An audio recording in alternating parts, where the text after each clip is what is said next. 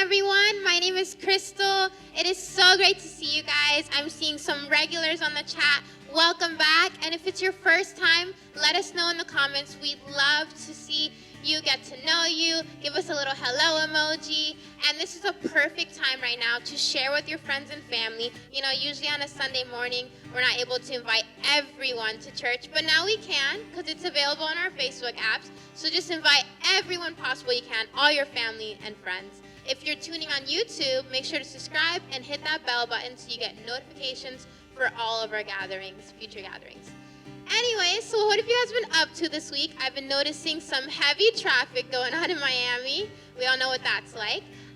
What have you been up to? What are you looking forward to opening, like stores, restaurants? Where do you want to eat? I've been bugging Steven to take me on a date when this is all over because I want to get out of the house. So definitely let us know in the comments what you guys are doing. Before I go, I want to remind you guys of a couple of things. Neighborhood team this past week was on Tuesday. It will be again on Tuesday at 7 or 7:30. If you're not connected to a neighborhood team, let us know. We'd love to connect you. It's such a great way to have community during all of this social distancing.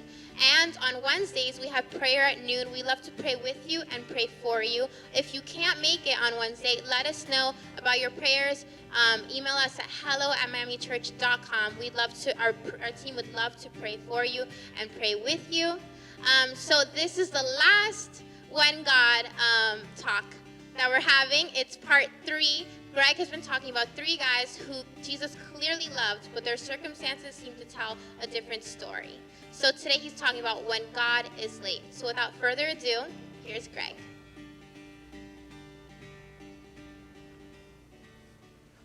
All right, well, thank you, Crystal, and good morning to you. It is great to connect with you. And here we are. I think this is week 8, if my math is correct. This is the 8th week that we've not physically been gathering together, but we are connecting online. And I like how one of my friends put it this week. He said this. He said, "I'm so over this." And then someone responded to him, "Well, stay positive." And he said, "Well, I'm positive that I'm so over this." And so I'm just curious this morning, how are you doing? What's the hardest part of all of this? Like, put it in the comments. Like, right now, what is the hardest part of, here we are, really 2 months into stay at home, quarantine, isolation, whatever you want to call it. What's the hardest part for you? I know for me, my personality is more of a go, go, go, let's go, let's go. And this kind of thing just makes me feel stuck. It makes me feel trapped. And I don't like to feel stuck and trapped.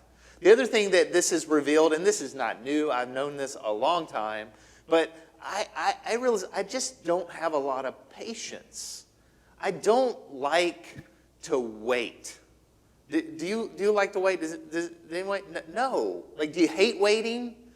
Right? I want you right now, in the comments, I want you to imagine, right, that you're at the doctor's office and you're waiting and waiting and waiting. I want you to put an emoji in the comments right now that represents how you feel when you're sitting in that doctor's office and you're waiting and waiting and waiting for them to call your name, right? You hate waiting. I hate waiting. It's like a human thing. We hate waiting. You know what? In fact, we live in a city that hates waiting. I'm just right out this way, my direction is US 1. And those of you who are familiar with US 1, especially pre-COVID-19, right, when the traffic is normal, right, there is no other city in the world, right, that when you're sitting at a red light, that people start honking their horn in anticipation of the green light, right? That's how much our city, we hate waiting. Now, there's a really big difference between waiting for the doctor or waiting in traffic versus waiting on God, right? Because here's what I know, okay? I know that some of you, you've been praying, you've been believing, you've been trusting that God is going to do something, and you're waiting. Like, what are you waiting on? What are you waiting on today? Some of you you're waiting on a job, and this whole COVID-19 thing, this whole shutdown, it's hurt you. You're waiting on a job. Some of you, you're waiting on a spouse. I mean, you've been praying and waiting and trusting for years that God would bring the right one, whatever that is, that God would bring the right one, and you want to be married. Some of you are trying to have a baby. You're waiting to conceive. There's some of you that you're sick, right? Cancer. There's something, and you're waiting on healing. God, would you heal me? Please, God, would you heal me? Some of you are estranged from a loved one, from a child, from a son, from a daughter, and you've been praying and you've been pouring your heart out. And like, God, would you please restore? Would you heal? Would you bring us back together? You're waiting. You're waiting. You're waiting on a breakthrough. Some of you are waiting for your immigration papers. Some of you, you're waiting. You're in the season of waiting, and you're praying and you're trusting and you're believing. And the question that I have, and it's very similar to the question you have, it goes something like this. It says, God, why don't you do something about that? Hello, God. I'm waiting here. Do you see me waiting? Why don't you do something about that? And some of you right now, as you're watching this, don't elbow, but you're sitting next to that. Some of you work for that. Some of you are in the office next door to that. Some of you are estranged from that. Some of you are waiting on that to arrive in the mail. Some of you are trying to sell that. Some of you are desperately looking for the right that. Painfully, for some of you, that it's a sickness, right? Some of you see what's happening in our country here or in your home country, and you're like, God, why don't you do something about that? Jesus, he's genius. And Jesus, he anticipated your questions. He anticipated my questions. And instead of just simply teaching and giving some principles about that, Jesus actually set up a that.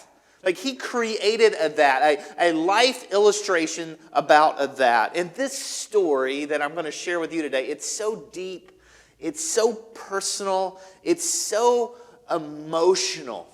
And just in line with where we've been in this When God series, there's some people that Jesus dearly, dearly loves, but yet their circumstances seem to tell a different story. And these people that Jesus loved very much, he allowed them to experience similar things to what you and I experience. And I just want to take a few minutes this morning and share with you this story.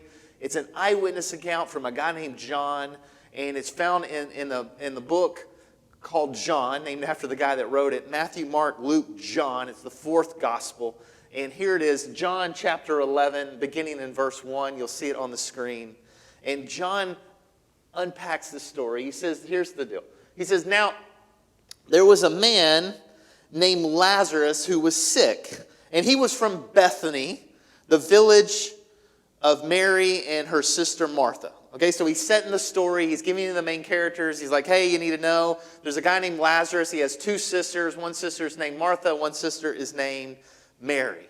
And then John is going to give us a kind of a side note explanation that really doesn't make sense to us, but it made sense to the readers in the first century. And so here's what he says, verse 2. He says, this Mary, whose brother Lazarus was now sick, is the same one who poured perfume on the Lord and wiped his feet with her hair. Now, in the first century, again, there's a lot of Marys, right? If you've ever read the Bible, like, how many Marys are there? In the first century, when people read this, they were like, oh, okay, got it, that Mary, because they knew the story of the Mary who poured perfume on the feet of Jesus. So then John continues the story. Verse 3, he says this. He says, so the sisters sent word to Jesus. Now, we know from the story that Jesus is about a day and a half away walking. Remember this first century. He's about a day and a half's walk away. And so the sisters, Mary and Martha, they send a word through a messenger to Jesus. And I love the message they sent. Here's the message they sent. Lord, the one that you love is sick. I love this. First of all, they use the word Lord, which is just really a title of respect. And so they're signifying respect. And look how they describe Lazarus. They don't say, hey, Jesus, Lazarus is sick. They said, the one you love. Like they sent this messenger. He didn't even have to use his name. I mean, this is not like a marginal friendship or an acquaintance. It's not like a, hey, buddy, what's up, bro? You know, that kind of thing when you don't really know someone's name. Like, Jesus, like, this is the one that you love. And Mary and Martha knew. They knew, like, we're going to send a message to Jesus, and we know that we've seen Jesus heal strangers. We've seen Jesus stand out in the hot sun for hours and hours and hours, helping people and healing people and doing things for people. And so this is a no-brainer. Jesus, the one you love, is sick. John continues in the next verse, verse 4. He says, when he heard this, Jesus said, this sickness will not end in death. Now, pause here for a second, because Jesus is getting ready to create a new category. And for some of us, this is a brand new category. And I want you to look at what he says, because this is new. Look what he says. He says, no, it's for God's glory, so that God's Son may be glorified through it. What? Sickness? For God's glory. Hold up, Jesus. I'm just trying to get my brain around this. Sickness for God's glory? Jesus is like, yeah. This is a new category. The sickness is for God's glory. So hold up, Jesus. I'm having a hard time here. So Jesus, why is Lazarus sick? It's for my glory. Okay, whoa. Okay, I'm having a hard time with this. So sickness, at least the way I think, is bad, right? Sick is bad, not good. And Jesus says, well, no. This sickness is for my glory.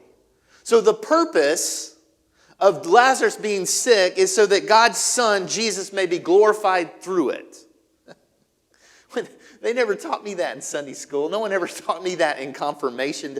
Like, Jesus, what are you talking about? This is he's creating a new category. It's a new way for me to think. It's a new way for you to think. And Jesus is saying, hey, I'm about to give you light in your darkness. I'm about to give you some hope where you think there's just no hope. Let's pause for a minute here. Where do you need hope today? Maybe you want to put a comment. Again, our team is standing by. Our prayer team is ready. If you want to email us at hello@miamichurch.com if you want to be more private. But whatever platform you're watching on, you're listening on, you can drop a comment, you can drop a direct message. Like, where do you need hope today? Like, what is that thing that you're praying for and you're trusting and you're believing? We would love to join you in prayer. Where do you need hope? Now, John, who's writing this story, he kind of realizes that the story's about to take a crazy turn. And so before he tells you what happens next, John kind of drops in just a little line of commentary just so that you can really understand what's happening here. And you got to see what he says. Look what he says in verse 5. You're like, verse 5, he says, now Jesus loved Martha and her sister and Lazarus. And you're like, John, why are you telling me that? Like, why are you putting that in? And John's like, hey, listen, I just got to be sure we're all on the same page here. And so I'm going to tell you this because what I'm going to tell you next, you got to understand this or you wouldn't believe it. In fact, based on what happens next, you're going to think Jesus didn't love Lazarus and didn't love Mary and didn't love Martha. And so you got to remember, just know this, right? Like, Jesus didn't just like them, or he wasn't like, hey, what's up, bro? Like, no, Jesus loved Lazarus and Mary and Martha. And John's like, you got that? Before we go further, you got it? Like, okay, I got it, John, I got it. Now, you got to hang on to that because you're not going to believe it based on what happens next. So he says, hey, he loves them, and then he goes to verse 6. And he says this. He says, so when Jesus heard that Lazarus was sick, he stayed where he was for 2 more days. Okay, John, I'm confused here, buddy. You just told me that Jesus loved Lazarus, and he loved Mary, and he loved Martha. And now you're telling me that when the messenger got there and told him that Lazarus was sick, that he waited for 2 more days. Right? I don't know about you. Recently, last year, I was in my office, and my phone rang, and I picked up the phone, and The lady on the other end said, hello, is this Hudson's dad? Hudson's my oldest son. And I said, yes. She goes, I'm the nurse at his elementary school, and he is in my office, and he has a fever, and he's sick. Now, what would you do there? Right? You would do probably what I did. At that moment, I dropped everything. The calendar didn't matter. The email didn't, nothing mattered. I dropped everything. I got in my car. I drove straight to the elementary school. I got my son in under 10 minutes, and I wrapped him in my arms. I said, Hudson, I love you, right? What do you do for someone that you love? If you really love someone, what do? You move heaven and earth to be there, to rescue them, to take care of them. That's what you do, right? Jesus, really? I mean, 2 more days? I mean, do you really love them? I mean, really? I mean, I know John's saying this, but really? Do you love Lazarus? Do you love Mary? Do you love Martha? So John, he says that Jesus loved Martha and her sister Mary and Lazarus. So when he heard through the messenger that Lazarus was sick, he stayed where he was for 2 more days. Now you can just see the picture, right?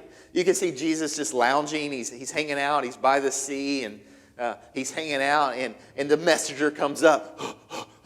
Jesus, he's sweating. He's been running. He's trying to get to Jesus as fast as he could. And he's like, Jesus, the one you love is sick. And you could just see all of his disciples, the guys that were following him. You could just see them sitting around and like, oh, Lazarus is sick. The one Jesus loved. Let's go, guys. And you could see them kind of start picking up their bags and start getting ready. Like, guess we're headed to Bethany. And then Jesus is like, everybody sit down. Sit down. We're not going anywhere. We're not going anywhere. And they're like confused. Like, what do you mean we're not going anywhere? The messenger just told us that Lazarus, the guy you love, is sick. What do you mean? He's like, no, chill out. Everybody chill out. So they chill out. They keep doing what they're doing, and they're fishing, and they're doing all this other stuff. And then 2 days later, random, all of a sudden Jesus stands up and goes, all right, guys, here we go. Let's go. What? I mean, doesn't make sense. I mean, what if you were one of his disciples, if you were with him in that moment, like, what would you be thinking? Like, put a comment. I'd be curious. Like, what would you be thinking? The messenger came. He was really clear. There was no confusion here. Jesus, the one you love, is sick. He needs help now. You tell us to chill. We chill out 2 days. And then 48 hours later, just randomly, you just kind of stand up and go, all right, guys, let's go. And you're like, what? Like, what would you be thinking? Now, for sake of time, I want to skip ahead. I'm going to encourage you throughout the week to read the entire story as John tells it in John 11. But I'm going to skip ahead for time to verse 17. And so they get up, they go, and this is what John tells us. He says that when on his arrival, so they get up, remember it was about a day and a half walk, so they walk. So it says, on his arrival, Jesus found that Lazarus had already been in the tomb for 4 days. 4 days. Now, I want to slow down just a minute here. There's so much happening. And I want you to try to understand the intensity of this moment. Okay? 4 days. Because, see, back in Bethany, Lazarus was dying. And you got to remember, this was first century. There's no hospitals. There's no morphine. There's none of that. And so he's dying. They don't even know what he's sick from, right? He's dying. And so the first thing that Mary and Martha do, their first instinct is to send a messenger to Jesus. So as soon as they realize that Lazarus is really sick, they call in a messenger and they say, you go find Jesus. He's a day and a half that way, and you go tell him that Lazarus is sick. Boom, he runs off. And you could just see them there. You could see Mary and Martha. You could see them huddled around Lazarus' bed. And you could see Lazarus laying there, and he's sweating, and he's in pain. And you could see him just wiping the sweat off his brow. And you could see him just whispering in his ear, like, Lazarus, it's okay. You're going to be okay, Lazarus. Don't worry. We sent a messenger to Jesus. He's coming. Don't worry. He's coming. When he gets here, it's all going to be okay. Lazarus, it's going to be okay. In fact, Mary, would you go look out the window because he should be arriving any second, any minute. He should be here. Well, just go look down the street. Is he coming? You should go look. I mean, Lazarus, it's going to be okay. I mean, we've seen Jesus heal strangers. We've seen Jesus stand in the sun for hours, helping and healing people, and he loves you. He will be here. Just relax. It's going to be, let me just wipe the sweat off. It's going to be okay. Go look. And so they're watching and they're waiting. And they're like, don't worry. We have absolute faith that Jesus is going to come. And then Lazarus died. There's no Jesus.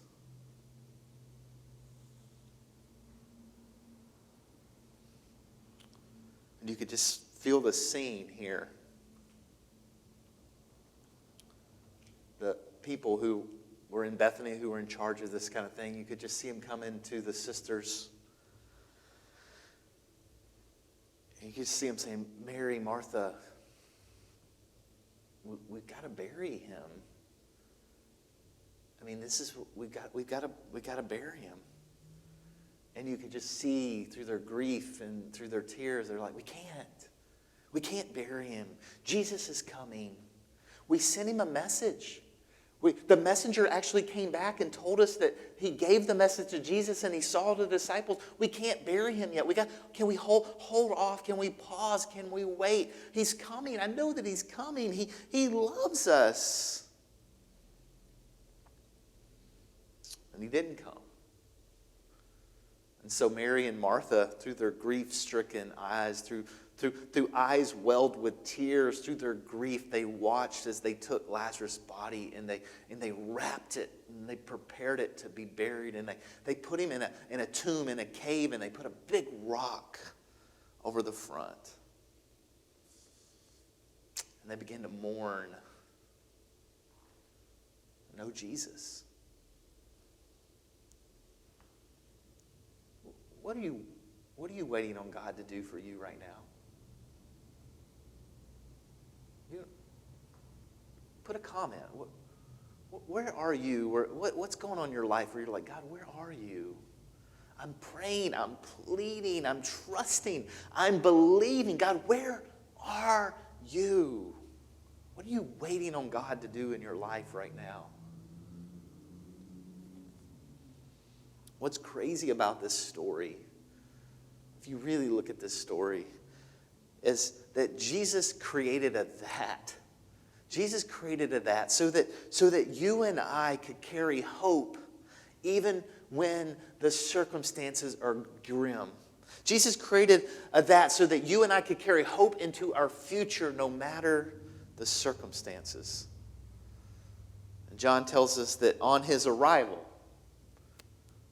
that Jesus found that Lazarus had already been in the tomb for 4 days.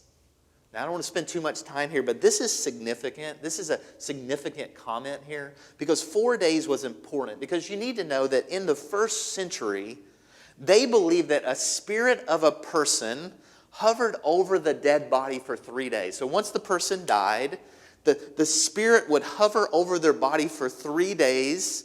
And then as their body began to decompose, as their face began to change, they believed that the spirit would leave. And once the spirit left, there was literally no hope. The spirit would look over the body and realize that I can't re-inhabit this body, so I leave and I'm gone forever. And so 4 days, it's significant, 4 days. In other words, it's another way of John saying, hey, there's just no hope. There was no hope here. And in their superstitious way of thinking, there was no hope for Lazarus. He had been in the tomb for 4 days. And here comes Jesus, and here come his disciples. They got their bags on. They're hiking into town. They're walking into town. And you got to just think, what would you feel like if you were one of Jesus' disciples? Like, here's Jesus, and he's leading you into Bethany, and you're kind of like walking with him.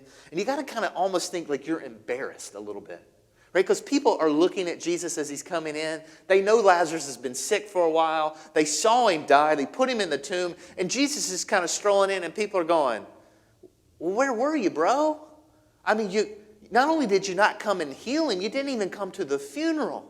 You didn't even come to pay your respect. I mean, this is a guy that you love. This is a guy that you spent time with and shared meals with. Where were you? And you got, like the disciples, you could see them kind of walking in town like, man, this is embarrassing. And now you're going to show up 4 days after he's already in the tomb? Look at how John records what happens next in verse 20. It says that when Martha, one of the sisters, heard that Jesus was coming, she went out to meet him, but Mary stayed at home. Interesting details that John puts in him.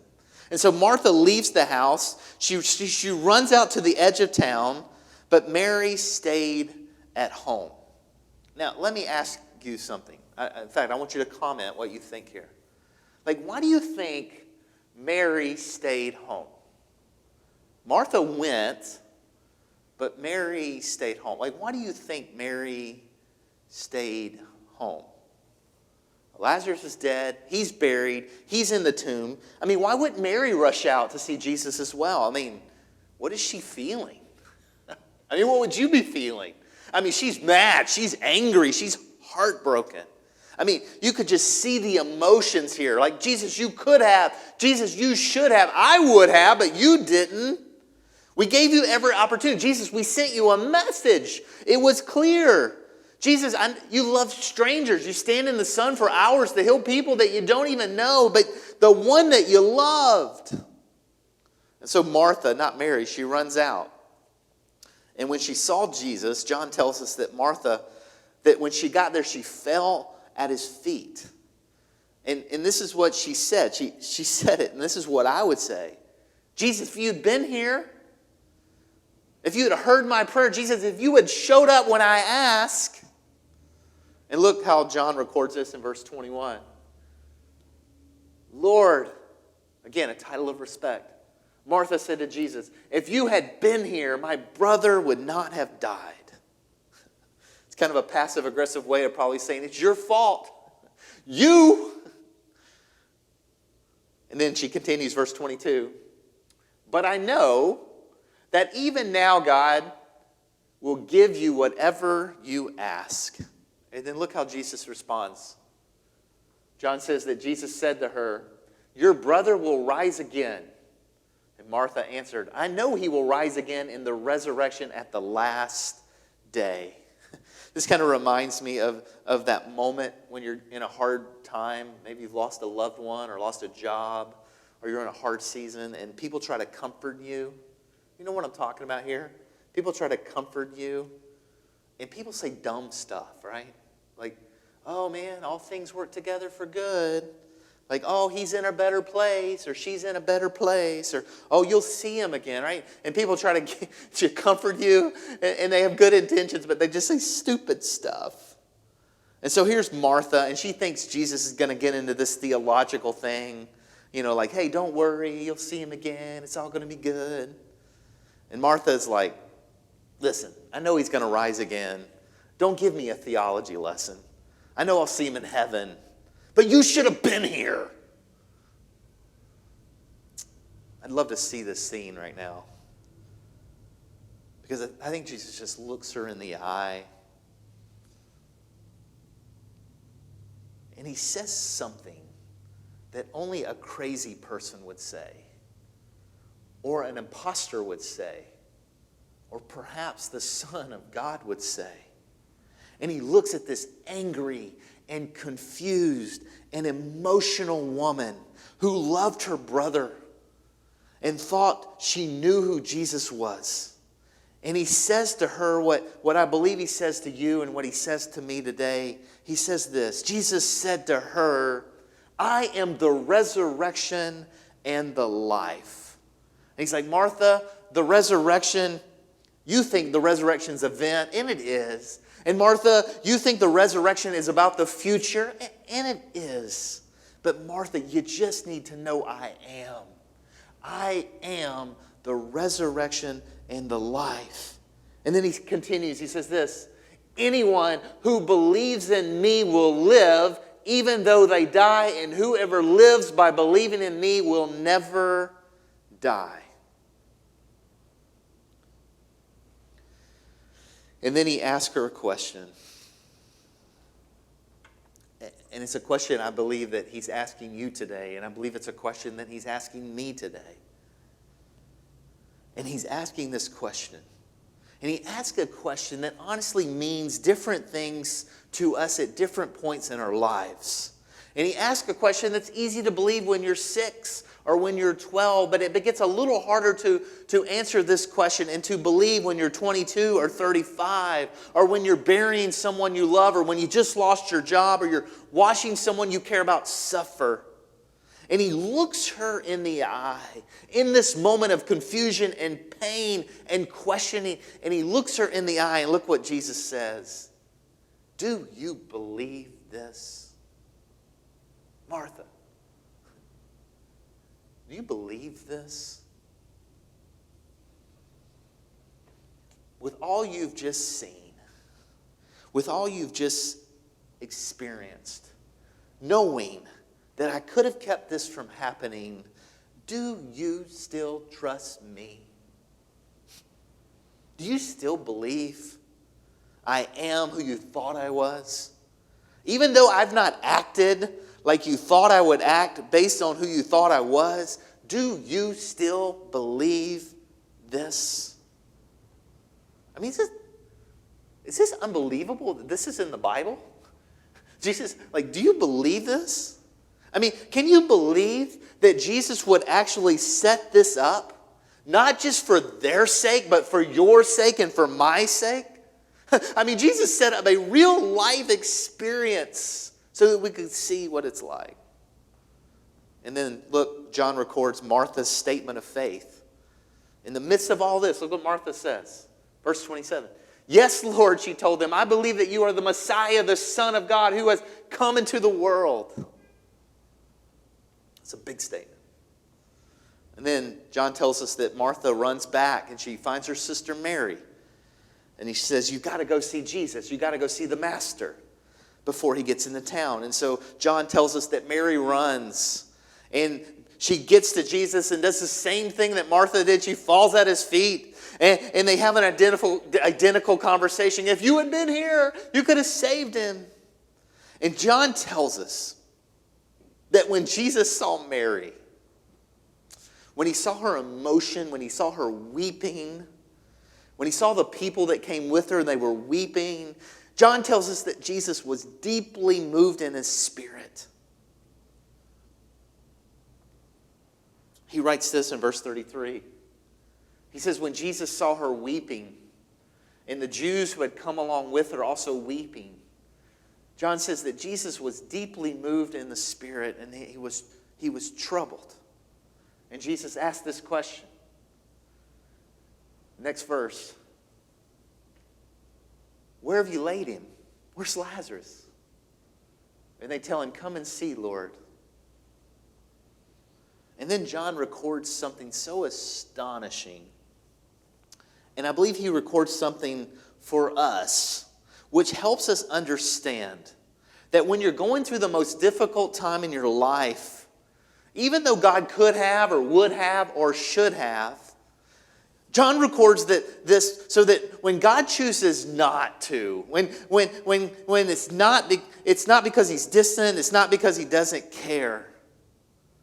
John is trying to say, hey guys, listen, God has the ability to enter into your pain, into your deepest pain, even when he chooses to do nothing about this. And so Jesus in this moment, looking at Mary, knowing exactly what's about to happen, what's going to happen in the next few minutes, knowing exactly how the story's going to end. But I think for your sake, and I think for my sake, John tells us this, that Jesus wept.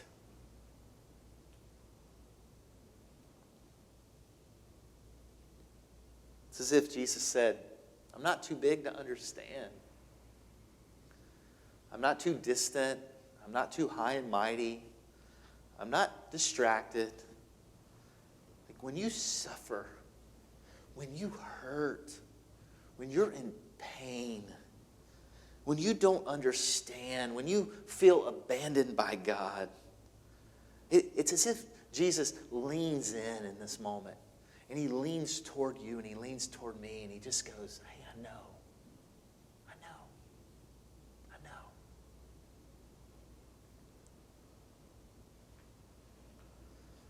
And then the Jews, some of the people who were around, they said probably what you would have said and I would have said.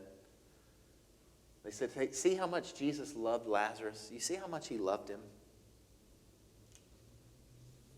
Wow, look at Jesus. And then there were a few others. This is in every crowd, right? There were some that said this, verse 37. But some of them said, could not he who opened the eyes of the blind man have kept this man from dying? And we go right back to where we started, right? Right back to our opening question. God, why don't you do something about that? Why don't you do something? Where were you? Why didn't you do something? So John continues the story. Verse 38 says, Jesus once more deeply moved. He came to the tomb. And the tomb where Lazarus was a cave with a stone laid across the entrance. And Jesus said, take away the stone. Next verse, he tells him to take away the stone. And I love what Martha says here. She says, but Lord, the sister of the dead man said, by this time, there's a bad odor, for he's been there for 4 days. Almost kind of like she's reminding him, like, Jesus, you were late, bro. 4 days he's been in there. And I love what Jesus says to her. Verse 40. It says, Jesus said to her, did I not tell you that if you believe, you will see the glory of God? We're back to the new category again. The idea of the glory, the idea of the fame, the idea of the attention, the idea of the praise going to God. So didn't I tell you that if you believe, that is, if you trust me, that if you put your weight on me, that if you put your faith in me, that you will see the glory of God? Okay, Jesus, so let me just get this straight. You've created this new category. And this whole thing is about you. This whole thing is about your glory. This whole thing is about whether or not we believe. This whole thing is about whether or not we trust, and that we can trust you with our that. When that thing that you could change but you haven't changed. In other words, Jesus, you let your friend die so that we could learn something about you, something about your glory. Jesus says, hey, I told you. Man, if you just keep your eyes open, if you'll just continue to trust me, if you'll just continue to believe, if you'll just continue to put one foot in front of the other, if you'll just continue to live your life as if I am who I say I am, you will catch a glimpse of my glory even in your most difficult moment, even in your pain. And so John tells us in verse 41 that they took the stone away, and then Jesus looked up and said, and he's gonna pray here, and I love this part. Jesus is going to pray, and again, he's praying to set an example, and here's what he says. Father, I thank you that you heard me. I knew that you always hear me, but I said this for the benefit of the people standing here, that they may believe that you sent me. So John, you're telling me that Jesus set this whole thing up, all this pain, all this drama, all this emotion. Jesus set this all up so that people will understand who he is, that he's the Son of God, that people will understand that he's connected to the Heavenly Father, that people will learn something about who God is. Jesus says, yeah. Yep. And it's worth it because I want you to know me.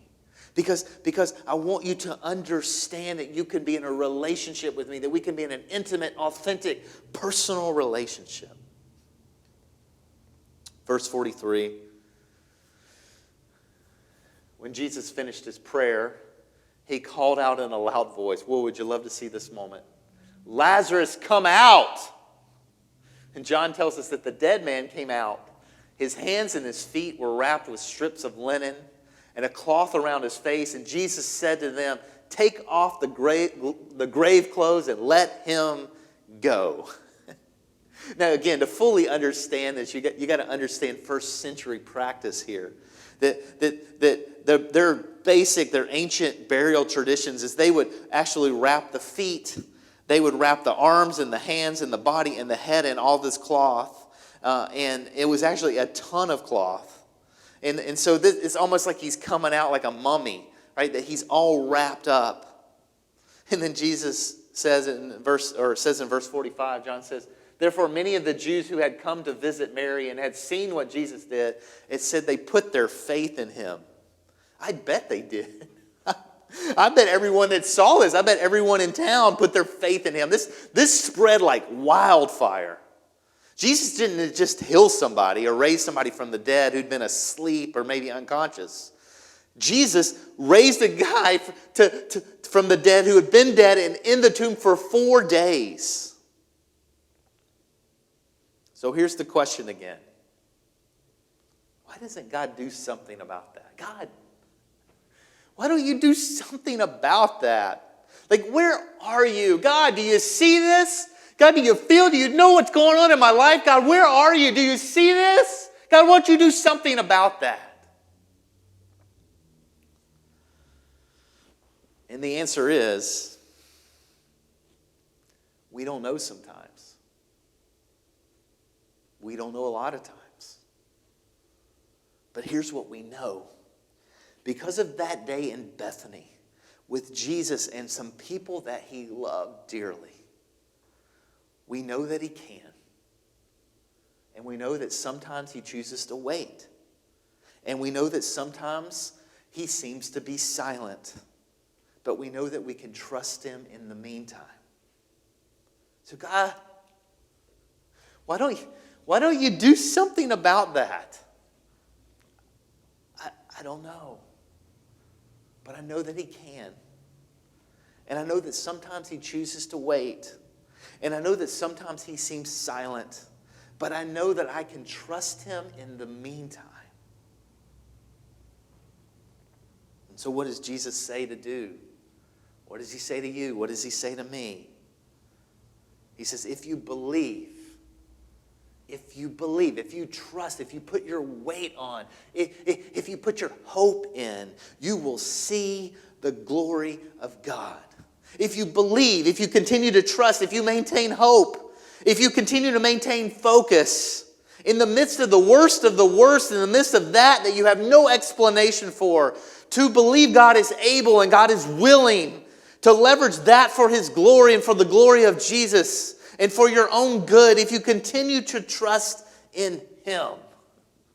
It's the thing God has given us to hang on to in the midst of the dark times. I mean, this message, it's been the hope of the church ever since the first century. And if we continue to believe and we continue to trust, you will catch a glimpse of the glory of God in the midst of whatever your that is. In the midst of the thing that you are absolutely convinced that God should do something about. Can I encourage you today? Don't put a period where God wants to put a comma. Your story is not over. It's not over. It's still being written. The final chapter hasn't been written. And today, whatever you're whatever weight you're carrying, whatever burden you have, he sees. He knows. He cares. And I'm convinced to the core of my being that with God, a waiting season is never a wasted season. It's not easy. Don't fool ourselves. It's painful. It's terrible. It's hellacious. But it's never wasted.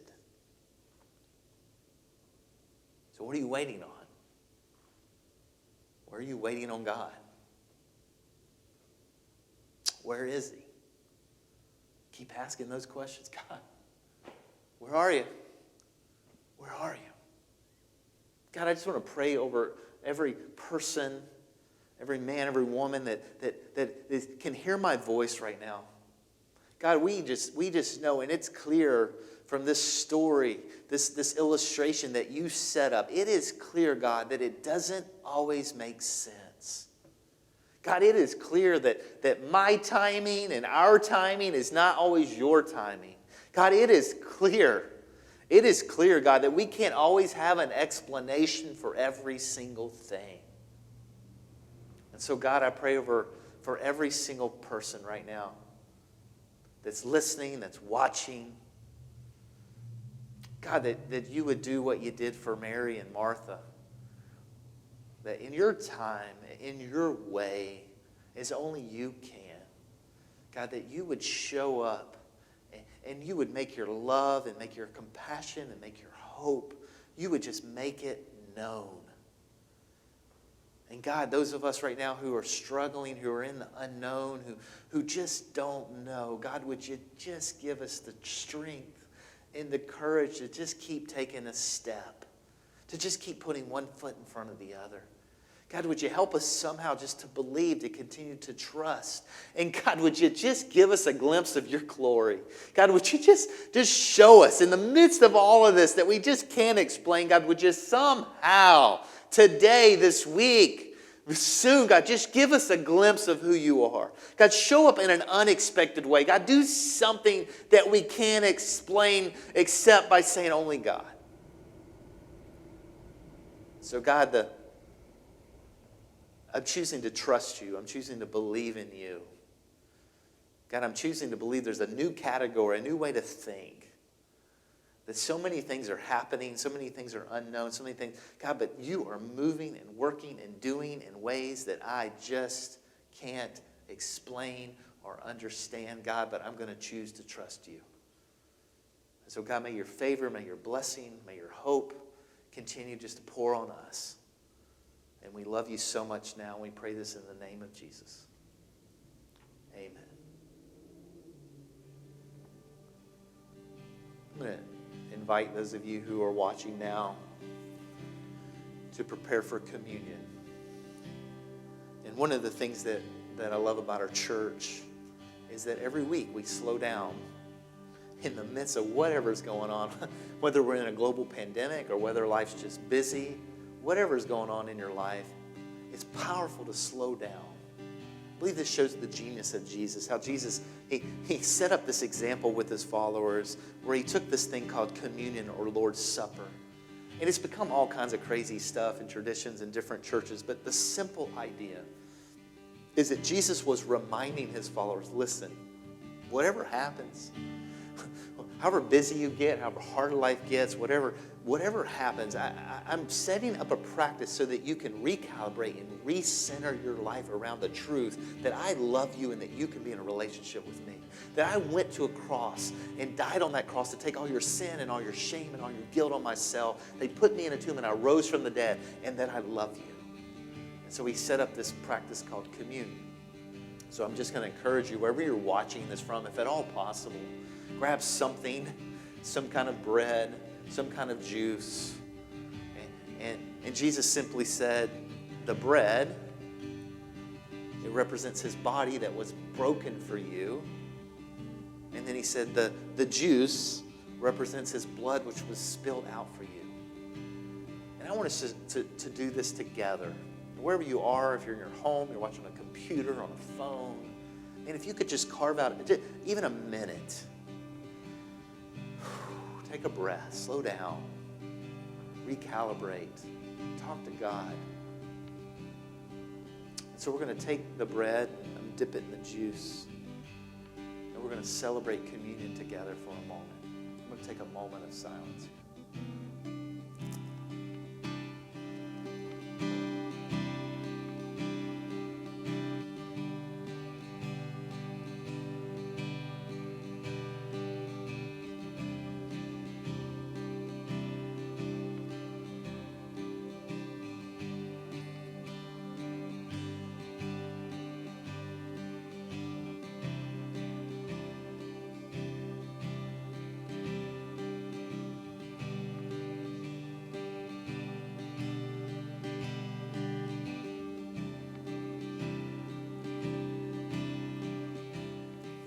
I'm so glad you were with us today. And There's so many things going on in my heart right now, so many things going on in my head, and I long for the day we can be back together, and I don't know when that will be. Okay, I don't know. We're gonna be smart. We're gonna be good neighbors. We're gonna be responsible citizens. We're gonna follow the directions from our leaders, and so I don't know when the day that we can physically be back together, gathering on Sundays. I don't know. But I do know this. You need connection. You need community. You will die in isolation. And so I encourage you this week. There are multiple ways for you to connect, for you to reach out. And that could be through neighborhood teams, which are simply teams of people who gather together, usually in homes, but on Zoom. And the idea here is we engage God's Word together, engage the Bible together, we have conversation. If you're not part of one, this would actually be a great time to connect, because you don't have to worry about travel and all those things. We have some times when we gather together and pray. I'm going to be creating other opportunities. I just encourage you, take some of the opportunities to connect, to know and to be known. Like, come out of whatever hiding or shelter you're in. Come and connect. One of the opportunities we have is beginning now and in the month of May, and we're going to kind of carry this through the summer. So May, June, July, and into the 1st of August is we're going to encourage and challenge, really, every single person who's part of Miami Church to read through the entire New Testament. Okay, now, again, the Bible's broken up into two parts. The first part's the Old Testament, the second part's the New Testament. And we're going to encourage everybody to read through the New Testament. Now, for some of you, you're like, oh, I've read that before. Others of you are like, whoa, dude, Bible, super hard. Don't even know if I believe it. Perfect, right? The idea is we're just going to walk through this together. And so we have these physical cards, which I can't hand it to you, but we have these physical cards that we've mailed out to some of you. And we also have a place you can go to miamichurch.com, and the top it says 90 days. And you can see we're going to read this together. We're going to be posting stuff on social. We're going to create some times where some of our pastors, some of our volunteers gather online, whether through Zoom or Facebook, and just talk through what are we learning. And I would just encourage you, maybe you're new to the Bible, maybe it's a little overwhelming. It's okay. We're just going to kind of do this together. The goal is not to read through the New Testament. The goal is for you to know God. I want you to encounter God. I want you to know that we say we want to help people find and follow Jesus. So whether you're like, oh, I've never read anything, that's great. They're like, oh man, I've read that 100 times. That's great. We want you to have a fresh encounter with God. And so we're going to be doing this together. Don't worry about getting behind. We've got all summer. We're going to be doing this for the next few months together. And so there's plenty of time. Can I give you a tip? Some of you may be like, well, I don't know. On the App Store is this great app called, what's it called? Bible. Let's find it. There it is. The YouVersion app, right there, boom. Can you see that? The YouVersion app, it's a great, and one of the tricks that I've learned is you can do an audio version. And so you're like, man, I don't know if I can read that much. Man, I would encourage you, like, take a walk, plug it in, listen to it. I encourage you, get up, do it first thing in the morning. Like, get out of bed and start your day. We're going to do this together. We'll be talking more about this, but just wanted to make you aware of that. Also, again, I just want to say what I feel like I'm saying every week. If you are in need, if there's something going on in your life in this season, man, please, would you send us a message? Hello, miamichurch.com, direct message. There's multiple ways to get us a message. We're trying to stay connected to as many people in our church as possible. But, man, we want to know. If you have a need, please let us know about it. We want to try to be there to help you and to meet the need as best as we can. Again, I just want to thank those of you who have faithfully continued to give through all of this. Man, the world has changed. Our mission has not. We are about helping people find and follow Jesus. We're about serving this city, serving this community. We're more passionate, more fired up about that now than we've ever been. And so I just want to encourage you, if you're financially stable, continue giving to the mission of our church. Again, all that is at miamichurch.com, upper right-hand corner, which for you would be there, and click on the give. And man, I just want to thank you. You guys have been faithful doing that. Again, whatever platform you're on right now, just encourage you, like it, subscribe, hit the bell button. I know the different platforms have different things, but man, we'd love to stay connected with you through these next weeks, however long that we can't physically meet together. And beyond that, we're not going anywhere. We're going to continue our presence here online with you for forever and ever. So go ahead and do that. Again, last kind of plea with you before we go off here. Man, put in the comments, how can we pray for you? What are you waiting on? What can we do? How can we help you? How can we encourage you? Again, our team, our staff, our prayer team, our key volunteers, we go through all of those comments. Send us an email, and we would love and be honored to partner with you, to pray with you, to help you in any way possible. Oh, man, I just pray if you believe that you could see the glory of God.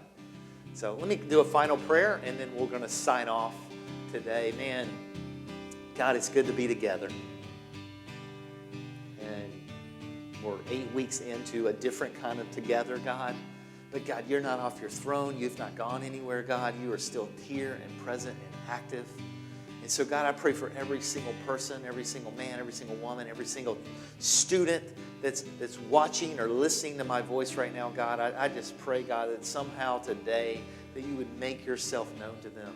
God, we're in so many different places. God, some of us are struggling financially. Some of us have been laid off or furloughed. God, some of us are sick. God, some of us have lost hope. Some of us are discouraged. God, some of us, man, business is booming. God, it's literally all over the map, and that's great. God, would you just meet us where we are? Would you somehow, God, do what you said in John 11 and just give us a glimpse of who you are. Give us a glimpse of your majesty and of your greatness, of your renown, of your glory, God. We just want to see you. So, God, we thank you for this community, this church, so many faithful people who serve and give and sacrifice, God, all because we love you and we love this great city. God, will you continue to pour your favor and blessing on us as we try to help as many people as possible find and follow you. We love you, God, and we pray this in the name of Jesus. Amen. I love you guys. I'm so glad we could connect today. And our team will be online. I'll jump online here and make some comments. So we would love to see you. So give me a shout out. I'd love to say hey to you. And so I'll be hopefully trying to hit as many of you as I can. All right, love you guys.